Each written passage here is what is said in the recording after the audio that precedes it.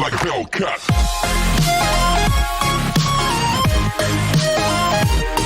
Everybody, today I have done a science project. It is all about magnets.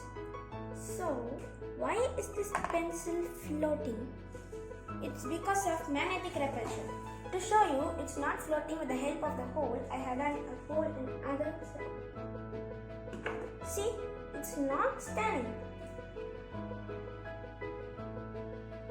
And to explain it clearly about repulsion, I have done another project. Wait, I'm pushing only this magnet, but why is the top magnet moving? It is because of magnetic repulsion. A magnet has two poles.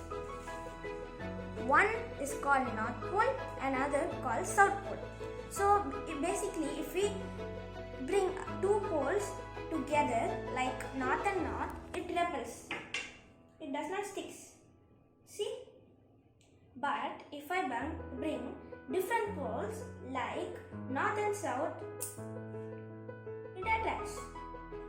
To show you about electricity, I have done a motor project. So this is called cell, which produces electricity by turning the chemical energy into electricity. So wait a second.